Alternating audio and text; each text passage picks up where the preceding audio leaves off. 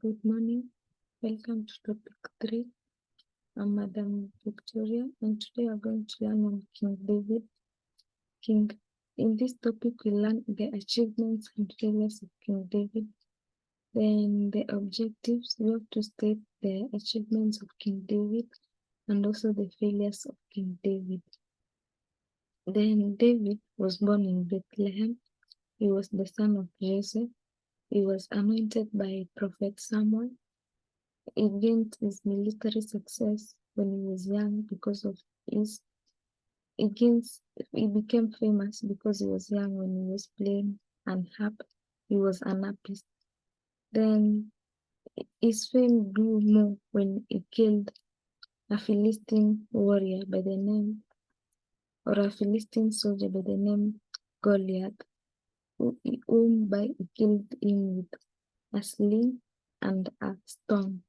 This showed that he believed in God and he had courage in God, because Goliath was one of the most feared soldiers in Israel. Then we go to the characteristics of King David. The achievements of King David. What David achieved when he was a king of Israel. He was a brilliant military commander. He commanded people, the warriors, or guided his army well during the times of war. He captured all fortresses of Jerusalem from Jebusites and made it the capital city. He removed the Ark of Covenant from the house of Abinadab in Shiloh and brought it into Jerusalem. Then he expressed great faith in God. Through his faith, he was able to kill Goliath with a sling and a stone. Then he was a skilled musician and composed so many psalms which are used in the church worship up to today. That is the book of the Psalms in the Bible. Then he expanded the geographical boundaries of Israel through the conquest. He conquered so many communities whereby he was able to expand the geographical boundaries of Israel. He was a great diplomat and established good political relationship with the neighboring kings. Then he was a shrewd administrator who chose wise elders and counselors to advise him. He used to listen to the advices of the elders. For example, when Samuel told him that he had received a revelation from God that he was not the right person, or rather his son will build the temple, David accepted it. Then God promised to establish an everlasting kingdom for David. That is through Jesus. Jesus would, and even through the eternal life, that those who believe in God will have an eternal life. Then David ruled over Israel, administering law, justice to all people. He took census of Israel and used the information to recruit young men into military services and decided on the policy of taxation. He had remarkable leadership qualities such as the courage, loyalty, and the leadership skills which are required by the leader to lead them. David had most of the leadership skills such as patience and all that. David was humble. He was ready to he accepted the sin that he had committed. He committed adultery with Bathsheba, the Uriah's wife, and he asked for forgiveness. Then we look at the third one, the failures of King David, how he failed as a king of Israel.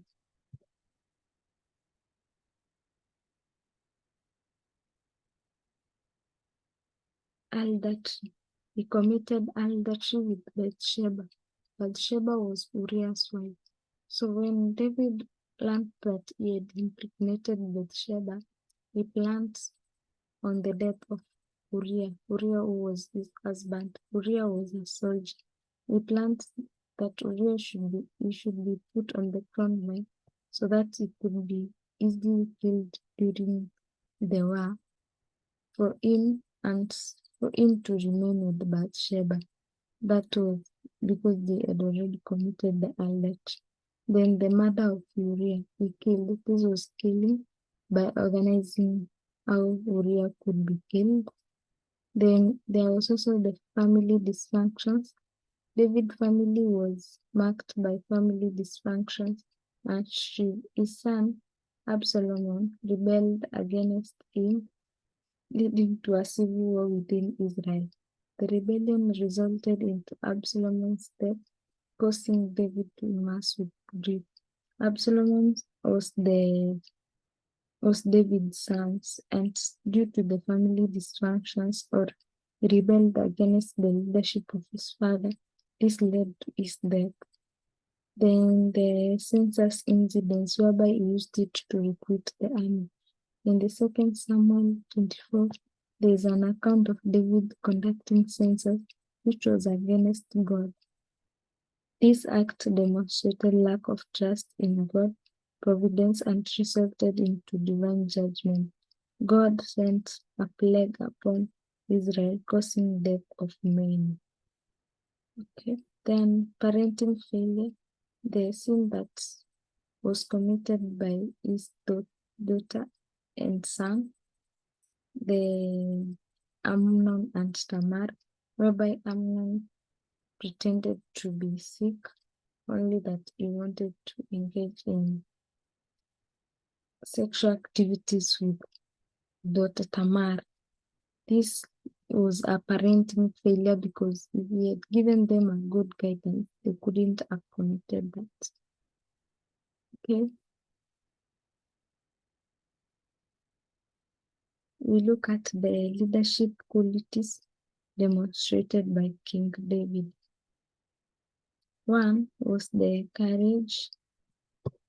David was a courageous leader. He went by and killed Goliath, a Philistine soldier who was greatly feared by people. He had faith in God. He believed in God he believed in God. When he was told to go and kill Goliath, he believed that he could. He went by.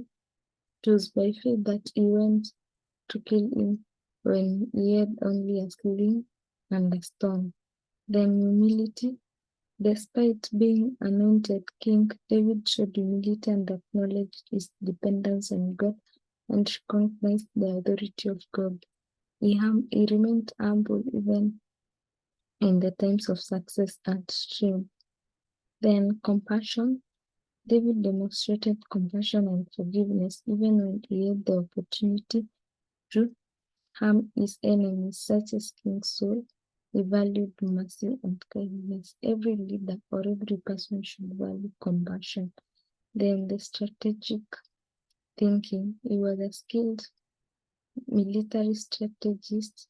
His ability to assess situation, make decisions, and develop effective plans contributed to his success as a leader in both military and political matters. Then adaptability. David faced challenges and changes through his life, from being a shepherd to a warrior, and later he became the king. This showed adaptability from a shepherd to a warrior to a king. That's it's being able to adapt in every situation. Then integrity. David was not without flaws, but he displayed a commitment to integrity. After his moral failures with Bathsheba, he repented sincerely for his forgiveness. Then there was also the empathy. David had the ability to connect with people on an emotional level. He understood the struggle of those around him and demonstrated empathy. Then there was also the decisiveness. David had a decisive decision, especially during times of crisis, whether he was facing Goliath. Then there was also the vision. He had a vision for the kingdom of Israel and the desire to build a temple for God. Although God refused because David had already engaged in so many wars, which led to a lot of blood being lost. So God said that He would let His son to build a temple for Him. Then that's the end of the class. Ensure that you read all the notes required. Thank you.